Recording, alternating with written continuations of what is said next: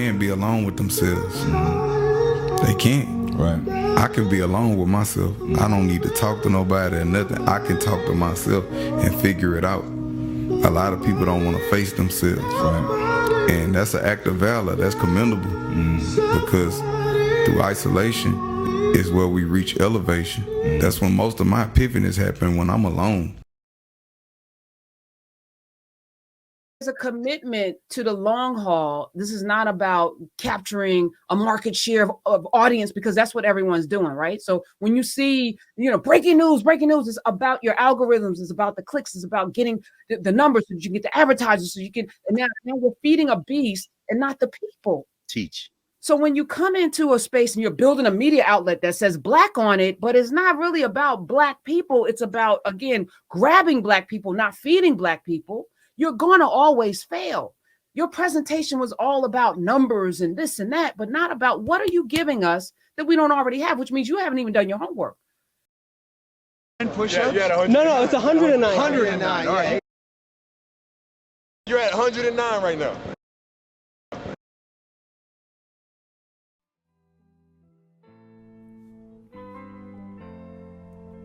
Hip-hop, in its highest and purest form, is a divine frequency.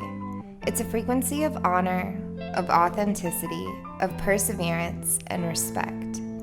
It's a frequency that lifts spirits, inspires belief, and makes us feel as if anything is possible.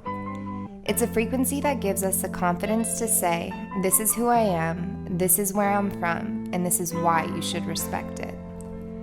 All of the greats have attuned themselves to this frequency. It's the reason there's a Malcolm X Boulevard in Harlem. It's the reason you feel like the man when you put on a Rock Nation hat. It's the reason Nike supports Colin Kaepernick and the reason Alexandria Ocasio-Cortez was able to take down the House. This frequency is the reason why millions of people around the world have lifted Nipsey Hussle up with honor and respect as the true neighborhood and global hero that he is. Upon first glance, it may appear that Nipsey's greatest gifts were his musical abilities and business acumen, but anyone that's been touched by his spirit knows it goes much deeper than that. Nipsey comes from a blessed bloodline of true spiritual warriors. Despite challenging outside circumstances, Nipsey owned and honed his spiritual gifts by constantly seeking knowledge and truth and applying what he learned in all aspects of his life.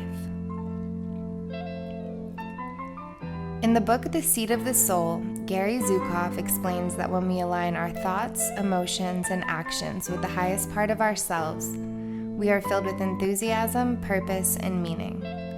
When the personality comes fully to serve the energy of the soul, that is authentic empowerment. And that's exactly what Nipsey was, authentically empowered, or in layman's terms, a real one.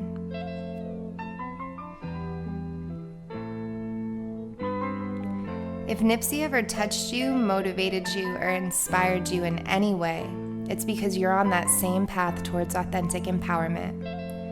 We are being called to become the highest and truest versions of ourselves, and we honor Nip's legacy when we do so. What is unique about you? What are your gifts? What sets you apart from the crowd? Visualize what it would look like and feel like to fully express your desires, passions, and ideas in your style, in your voice, in any environment, unapologetically. Are there parts of yourself that you're still hiding and holding back? What if your entire purpose, mission, career, success, and happiness depends upon you being the most unique and authentic version of yourself? Think about where you're from and the experiences, good or bad, that shaped you into who you are today. Visualize all the strong qualities you gained from your neighborhood, family, and friends. Gratefully reflect on all the people that have supported you along your journey. Embrace your roots, celebrate your culture, boldly share yourself with the world. That's what Nipsey did, and that's why he is held up with names like Malcolm and Jesus. If you love Nipsey, celebrate him by emulating and embodying everything about him that was great. Move with honor, be a person of principle, Be authentic. Show love to all people. Honor your elders. Fight for what you believe in. Never give up, and don't rob the world of your unique gifts and story. Connect with Nipsey and tap into his frequency when you listen to his music, when you watch his interviews, and when you read the books that he read. Attune yourself to a higher power through prayer and meditation, and seek the truth for yourself. Let us all honor Nipsey by being exactly who we are. Furthermore, I began to realize that my own beloved science contained within it pointers to God that could not be ignored, not proofs, mind you, but certainly suggestions that make a strict atheist perspective rather hard to defend.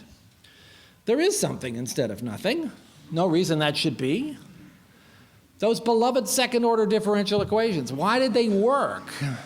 Why should mathematics be successful in describing how the universe is put together?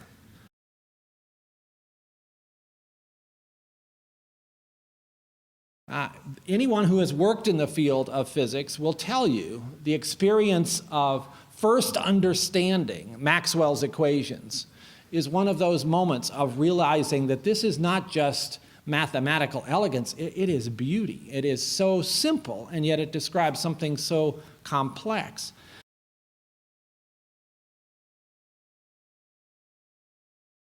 That seems to suggest that the universe is put together by a mathematical mind.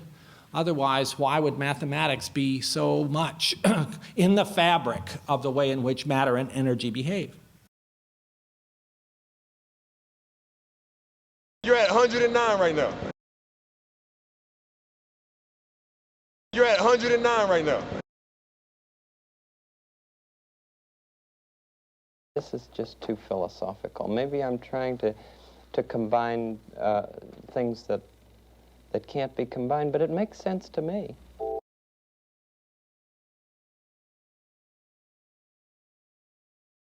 You're at 109 right now.